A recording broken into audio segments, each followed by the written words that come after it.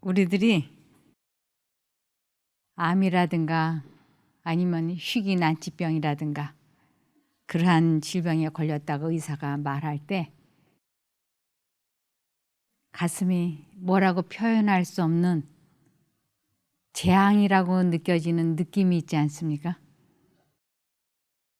이 17살 된 요셉이 자기의 배다른 형제들에게 버림을 받아서 노예 상인들에게 팔렸을 때, 그래서 저기 건너편에 자기 아버지가 살고 있는 산을 보았을 때 그는 자기 생애의 가장 큰 재앙이라고 생각했어요. 그래서 요셉에 관계되는 말씀이 창세기 37장부터 50장까지 이어집니다. 그래서 창세기 37장에 요셉이 17살부터 시작이 되어서 110세에 죽는 것을 마지막으로 창세기가 끝이 나요. 그러니까 17세에 그 재앙이 시작이 되어서 110세, 약 1세기 정도를 그가 애굽에서 그 어려움 가운데서 살아남은 하나님과 함께했던 그의 생애가 아주 잘 기록되어 있습니다. 그래서 창세기 37장 2절은 이렇게 시작이 됩니다. 야곱의 역사는 이러하다. 17살 된 소년 요셉이 아버지의 첩들인 빌하와 실바가 낳은 형들과 함께 양을 치는데 요셉은 형들의 허물을 아버지에게 일러 바치곤 하였다. 이렇게 돼서 그 배다른 형제들에게 미움과 시기심을 받아가지고 결국 그는 어떻게 되느냐면 창세기 37장 28절에 때에 미디안 사람 상고들이 지나는지라 그들이 요셉을 구덩이에서 끌어올리고 은 20개의 그를 이스마엘 사람들에게 팔매 그 상고들이 요셉을 데리고 애굽으로 갔더라. 그 형들에게, 배다른 형들에게 버림을 받고 노예 상인들에게 팔려서 그는 보디발이라고 하는 사람에게 넘겨집니다. 그래서 요셉은 애굽 땅으로 팔려간 것이 자기 생애에서 가장 큰 재앙이라고 생각했다. 아버지의 보호를 받고 있을 때에는 몰랐지만 이제는 하나님을 온전히 신뢰해야 될 필요성을 절실히 느꼈다. 요셉은 하나님을 애굽 땅에 모시고 내려갔다. 슬픔 중에 취한 그의 명랑한 태도가 이 사실을 말해준다. 그 끔찍한 재앙이 시작이 되었을 때 요셉이 슬픔 중에서도 절망 중에서도 낙담 중에서도 그가 꿋꿋이 살아남을 수 있었던 이유는 단 한 가지입니다. 하나님을 애굽 땅에 모시고 내려갔다. 제가 이 대목을 읽는데 아주 얼마나 감동이 됐는지 몰라요. 어떻게 이 어린 나이에 17살밖에 되지 않은 이 어린 소년이 예수님을, 하나님을 애굽 땅에 모시고 내려갔을까? 그 17살이라고 하는 어린 나이에 정말 물설고 산설고 모든 것이 풍습이 다르고 생김이 다르고 언어가 다른 이 나라에 가서 목숨을 부지하고 살아남으려면 초긴장 상태예요. 노예라고 하는 것은 주인의 입안의 혀처럼 말을 잘 듣지 않으면 되팔아 넘길 수도 있고 경우에 따라서는 죽일 수도 있고 버릴 수도 있는 그러한 신분이지 않습니까? 그런 그가 그러한 어려움 가운데서 슬퍼하지 아니하고 명랑할 수 있었던 것은 그의 마음속에 하나님을 모셨기 때문에 그 하나님과 함께 행동을 했기 때문에 그는 애굽까지 하나님을 모시고 내려갔다고 하는 것입니다. 그래서 마음에 하나님을 모시는 것을 멍에를 매는 법을 배운다라고 얘기해요. 그래서 요셉은 어린 나이에 일찍 멍에를 매는 방법을 배웠다. 누구에게 배웠느냐면 야곱 자기 아버지에게 그것을 배웠던 것이에요. 그래서 창세기 39장 2절과 3절을 보시면 주님께서 요셉과 함께 계셔서 앞길이 잘 열리도록 그를 돌보셨다. 요셉은 그 주인 이집트 사람의 집에서 살게 되었다. 그 주인은 주님께서 요셉과 함께 계시며 요셉이 하는 일마다 잘 되도록 주님께서 돌보시는 것을 알았다. 이 보디발은 요셉의 모든 행동을 10년 동안 겪어보면서 요셉은 보통 사람이 아니구나. 하나님께서 이 사람과 함께 하는구나. 그렇지 않고서는 이 요셉이 하는 일에 이렇게 축복을 하실 수가 없어. 그래서 전혀 하나님을 믿지 않았던 보디발과 그의 아내도 요셉이 하나님과 함께하는 사람이라고 하는 것을 알았습니다. 그런데 사단이 요셉을 보니까 하나님께서 요셉과 언제나 함께하는 것을 보면서 요셉을 하나님과 분리시켜 놓기를 원했어요. 요셉과 하나님을 분리시킬 수 있는 것은 27살 된 한창 젊은이의 정욕을 건드려서 정욕으로 이 요셉을 하나님과 분리시키게 해야 되겠다고 계획을 세운 것입니다. 그래서 사단은 요셉이 하나님의 보호 속에서 잘 나가는 것을 막기 위해서 요셉으로 하여금 정욕으로 죄를 짓게 해서 하나님과의 관계를 끊어버리고자 계획을 세웠습니다. 그래서 창세기 39장 7절에 그 후에 그 주인의 처가 요셉에게 눈짓하다가 동침하기를 청하니 그랬어요.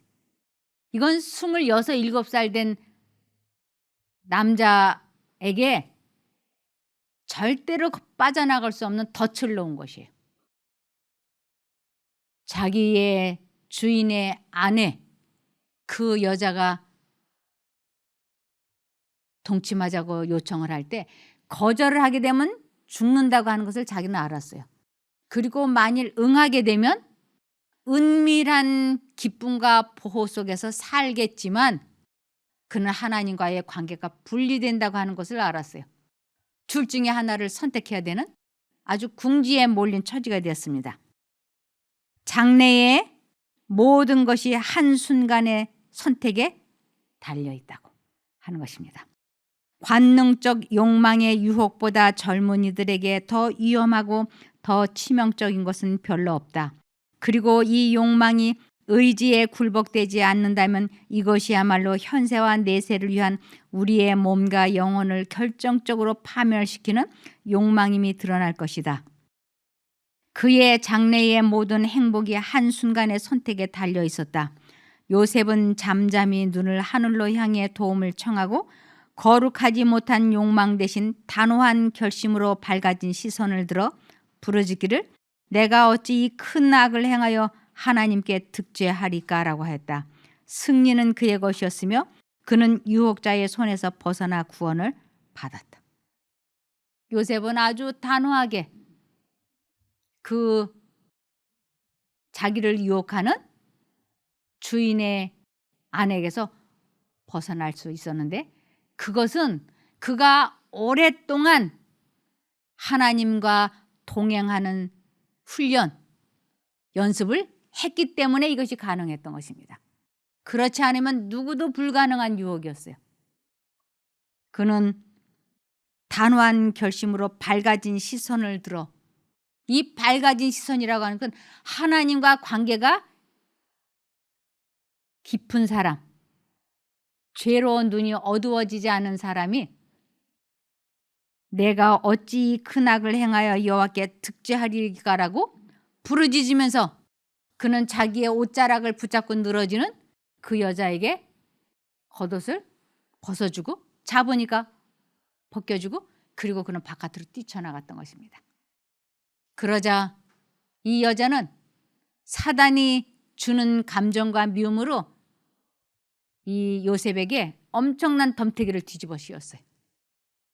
미움이 살인의 정신으로 바뀐 것입니다. 여기 창세기 39장 9절에 이 집안에는 나보다 큰 이가 없으며 주인의 아내인 당신 말고는 아무것도 내게 금하지 않았습니다. 그런데 내가 어떻게 이 큰 악을 행하여 하나님께 죄를 지을 수 있겠습니까? 하고 요셉이 그 여자의 요청을 단호하게 거절했습니다. 요셉이 평상시에 하나님과 동행하는 훈련을 하지 않았더라면 이 절대절명의 순간에 그는 넘어졌을 거예요. 그러나 그는 꾸준히 하나님과 동행하는 훈련을 했기 때문에 이 생명이 이태로운 순간에 그는 하나님을 선택했던 것입니다. 모든 사람이 그러한 원수의 덫에 노출되어 있기 때문에 우리는 든든하고 믿을 만한 방어책이 필요하다. 이 타락한 시대에 많은 사람들이 하나님의 은혜를 아주 조금밖에 받지 못하기 때문에 대부분의 경우에 있어서 첫 번째 공격으로 그들의 방어벽은 무너져 내리고 무서운 시험의 포로가 되어버린다. 대부분이 첫 번째 시험에 첫 번째 공격에 살짝만 유혹해도 그냥 넘어간다고요. 은혜의 방패. 내 마음에 계신 하나님의 도움을 은혜의 방패라 그래요. 마음속에 하나님의 도움을 받는 것을 은혜의 방패라 그래요. 은혜의 방패는 우리가 아무리 타락한 세력에 포위되어 있다 할지라도 원수의 시험에 정복당하지 않은 모든 이들을 능히 방어해 준다. 우리 마음에 방패 되신 예수님을 마음에 모시면 모든 유혹에 능히 이길 수 있게 방어해 준다고 하는 것입니다. 그런데도 불구하고 사단은 요셉을 포기하지 않았어요. 억울하고 더러운 누명을 씌워서 요셉을 감옥에 집어넣게 했습니다. 그때도 요셉은 하나님을 감옥으로 모시고 들어갔습니다. 애굽으로 팔려갈 때도 하나님을 모시고 애굽으로 내려갔던 요셉은 이제 감옥 속에도 예수님을 모시고 들어갔어요. 예수님을 모시고 감옥에 들어갔다고 하는 것은 자기 마음에 예수님을 언제나 선택을 해서 마음속에 하나님의 생각으로 충만해진 것을 하나님을 마음에 모시고 있다라고 하는 것입니다. 창세기 39장 17절에서 21절입니다. 그 여자가 그 아내가 그리고 남편에게 똑같은 이야기를 했습니다. 당신이 데리고 온 저 히브리 노예가 나를 강간하려 했어요. 그놈이 가까이 오길래 내가 소리를 질렀더니 이 옷을 버려두고 도망쳤어요. 요셉의 주인은 자기 아내가 요셉에 대해 하는 말을 듣고 매우 화가 났습니다. 그래서 보디발은 요셉을 붙잡아 감옥에 넣었습니다. 그 감옥은 왕의 죄수들을 넣는 곳이었습니다. 요셉은 감옥에서 살게 되었습니다. 하지만 여호와께서는 요셉과 함께 계셨으며 요셉에게 한결같은 사랑을 베푸셨습니다. 그래서 요셉을 간수장의 마음에 들게 하셨습니다. 요셉은 언제나 어떤 환경과 여건에도 하나님을 마음에 모시는 것을 잊어버리지 않았습니다. 요셉은 그의 신실하고 흠없는 인격 때문에 좋은 평판도 자유도 다 이뤘다. 악이 승하고 선이 티끌 가운데 짓밟히는 것처럼 보이는 이것은 덕이 높고 하나님을 경외하는 사람들이 겪게 되는 가장 혹독한 시험이다. 내가 하나님의 뜻대로 살았는데 내가 뭘 잘못했길래 나를 이런 더럽고 불명예스러운 누명을 뒤집어 쓰고 이런 감옥에 들어와야 되는 거야 하고 요셉이 얼마나 많이 힘들었을까요? 사단은 계속 그 분하고 억울한 생각을 생각하고 또 생각나게 하였죠. 그러나 요셉은 그러한 모든 생각을, 사단이 주는 생각을 받아들이지 않았고 오로지 그는 하나님만 계속 부르고 의지해서 그는 감옥에서도 명랑하고 평안할 수 있었던 것입니다. 그러한 요셉을 보면서 간수장이 이 요셉을 신임하게 됐어요. 그래서 하나님을 마음에 모시는 방법을 아는 것을 그는 젊을 때에 멍에를 매는 법을 배웠다 그랬어요. 그는 겸비히 행하였고 주께서는 특별한 영예로서 그를 높이셨다. 이것을 창세기 39장 23절입니다. 간수장은 요셉의 손에 맡긴 것은 무엇이든지 참견하지 않았다. 이처럼 여호와께서 요셉과 함께 하셨고 그가 하는 일을 형통하게 하셨다. 요셉은 언제나 하나님과 함께 하셨고 그러한 요셉을 하나님께서는 계속 축복해 주셨습니다. 시편 91편 14절에 보면 하나님이 가라사대 저가 나를 사랑한즉 내가 저를 건지리라. 저가 내 이름을 안즉 내가 저를 높이리라. 하나님께서는 내 이름을 저가 안다고 그러셨어요. 요셉은 하나님의 품성을 겪어보았기 때문에 잘 알았어요.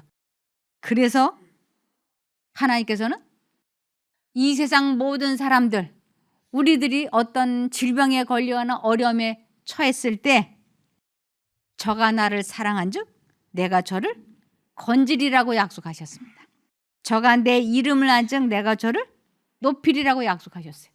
우리들의 어떠한 중독이나 어떠한 악습이나 어떠한 약점이나 결점이나 어떤 질병이나 가난이나 어떠한 불행한 일에서도 우리가 하나님을 마음에 모시면 해결해 주시겠다고 틀림없이 약속하신 것입니다. 그래서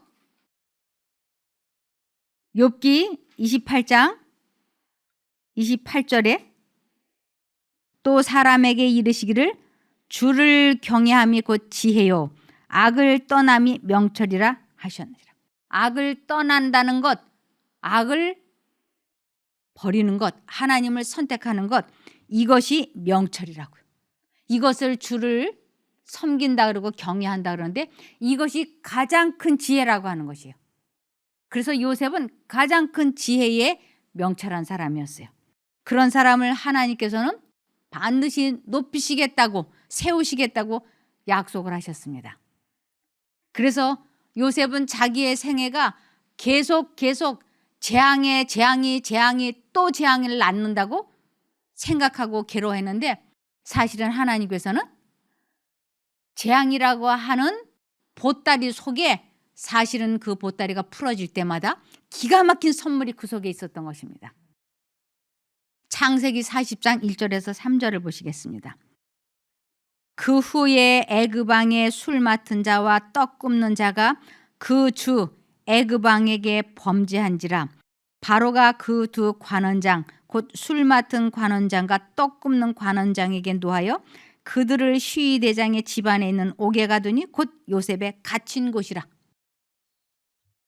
이 요셉이 옥에 갇혀 있는데 그 요셉이 지금 간수장과 함께 관할하고 있는 그곳에 떡 맡은 관원장과 술 맡은 책임자가 잡혀 들어온 곳이에요. 그랬더니 그 두 사람이 꿈을 꾸었어요. 두 사람이 꿈을 꾸었는데 요셉은 아주 탁월한 영적인 사람이기 때문에 그 두 사람의 꿈 이야기를 듣자마자 성령 하나님께서 해몽을 할 수 있게 지혜를 주신 것이었어요. 그래서 이 두 사람에게 이 꿈에 대해서 기가 막히게 해몽을 해 주었어요. 그리고 그 꿈이 해몽한 대로 이루어졌어요. 그래서 요셉이 그 술 맡은 관원장에게 당신은 틀림없이 복직이 되어서 나갈 것이다. 그때 나를 기억하고 도와달라. 이 감옥에서 내가 나갈 수 있도록 도와달라고 신신당부를 했어요. 그런데 떡 굽는 관장은 꿈 해석대로 그는 사형을 당했어요. 창세기 40장 20절에서 23절에 보시면 사흘째 되던 날이 바로의 생일이었는데 자기의 모든 신하들을 위하여 잔치를 베풀고 그의 신하들 가운데서 술 맡은 시종장의 머리와 빵 굽는 일을 맡은 시종장의 머리를 들게 하였다. 바로가 술 맡은 시종장을 복직시켰으므로 그 사람은 술잔을 바로의 손에 들였으나 빵 굽는 시종장을 매달았으므로 요셉이 그들에게 해석한 대로 되었다. 술 맡은 시종장은 그 시종장은 요셉을 기억하지 않고 잊어버렸다. 그래서 요셉은 총 3년을 그 감옥에 있었어요. 요셉은 계속 절망으로 떨어지는 것 같이 보였어요. 그러나 그는 끝까지 죽으면 죽으리라고 마음에 하나님을 모셨어요. 그것만이 자기가 살 길이라고 생각이 되었기 때문에. 그러나 이 술 맡은 관원장이 요셉을 잊어버렸다 할지라도 재앙이라고 느껴졌던 보따리는 하나씩 둘씩 풀러질 때마다 기가 막힌 보석이 거기에서 쏟아져 나왔습니다. 바로의 왕이 애굽의 바로가 꿈을 꾸었어요. 그 꿈을 요셉이 해몽을 해주었어요. 그랬더니 바로가 요셉을 보고 이 사람은 보통 사람이 아니다. 이 사람은 하나님의 영이 있는 사람이다.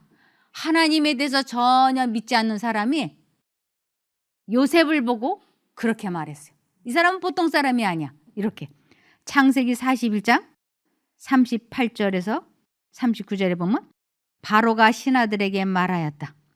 하나님의 영이 함께하는 사람을 이 사람 말고 어디에서 또 찾을 수 있겠느냐. 바로가 요셉에게 말하였다. 하나님이 너에게 이 모든 것을 알리셨는데 너처럼 명철하고 슬기로운 사람이 어디에 또 있겠느냐. 너처럼 명철하고 슬기로운 사람이 이 세상 천지에 어디에 있겠느냐. 너는 하나님이 내 마음속에 거하셔서 말하는 이는 내가 아니요 하나님의 성령이라고 이 바로가 선언하는 것이었어요. 그러면서 세계 최강대국인 애굽에서 이 바로 왕이 요셉을 자기의 다음 자리 요셉을 총리로 삼았어요. 그 이유는 오직 한 가지. 하나님이 너와 함께 하시기 때문에, 하나님의 영이 너와 함께 하기 때문에, 너만한 사람이 없기 때문에 나는 너를 총리로 세운다고. 그런데 그때 이 요셉의 나이는 30살이었어요. 17살의 노예가 되어서 13년 동안 그 마음에 하나님을 모시고 살았던 그 복을 하나님께서는 총리라고 하는, 애굽 나라의 총리라고 하는 복으로 갚아주셨어요. 창세기 41장 46절에 요셉이 이집트 왕 바로를 섬기기 시작할 때에 그의 나이는 30살이었다. 요셉은 바로 앞에서 물러나와 이집트 온 땅을 두루 다니면서 살폈다. 요셉이 똑똑하고 잘나서 애굽의 총리가 된 것이 아니었어요. 그는 일개 목동의 아들에 지나지 않았어요. 그가 그렇게 위대한 인물이 될 수 있었던 것은 오직 한 가지였어요. 일찍 멍에를 매는 법을 배웠고 그는 언제나 하나님을 모시고 다니는, 하나님과 동행하는 생애를 살았던 것입니다. 우리들에게 느껴지는 재앙, 우리들에게 절망과 낙담을 주는 이 재앙들이 사실은 암이 아니었다면, 사고가 아니었다면, 질병이 아니었다면, 슬픔이 아니었다면 우리는 하나님을 찾지 않았을 겁니다. 하나님을 마음에 모시는 것이 얼마나 굉장한 일인지 우리는 몰랐을 겁니다. 그런데 우리는 하나님을 마음에 모시면 이 세상 것은 잠시 잠깐이면 없어져요. 그런데 하나님을 마음에 모시면 우리는 하나님의 영의 사람이 되어서 저 천국에 갈 수 있습니다. 그 천국을 지금 이 땅에서도 우리는 경험할 수 있어요. 그래서 하나님의 나라는 우리 마음속에 있는 것입니다. 창세기 50장 마지막 절입니다. 창세기 50장 26절에 요셉이 110세의 죽음에 그들이 그의 몸에 향재료를 넣고 애굽에서 입간하였더라. 17세의 소년이 110세 죽을 때까지 그가 한 일은 오직 마음에 하나님을 모시는 것이었어요. 우리도 마음에 하나님을 모시면 이 마음에 천국이 시작이 되고 주님께서 우리를 데리러 오실 때 우리는 저 영광의 왕국에 입성할 수 있습니다. 그렇게 되기를 바라며 말씀을 마치겠습니다. 기도할까요? 하늘에 계신 저희들의 아버지 하나님, 저희들도 주님 앞에 아무것도 내놓을 게 없습니다. 아무것도 한 것도 없고 할 수 있는 것도 없습니다. 이러한 저희를 용서하시고 사랑하심으로 저희와 함께 해주시는 것만 감사드립니다. 주님, 저희들의 마음속에 임하여 주시옵소서. 그리고 저희를 이끌어 주시옵기를 예수님 이름으로 기도드리옵나이다. 아멘.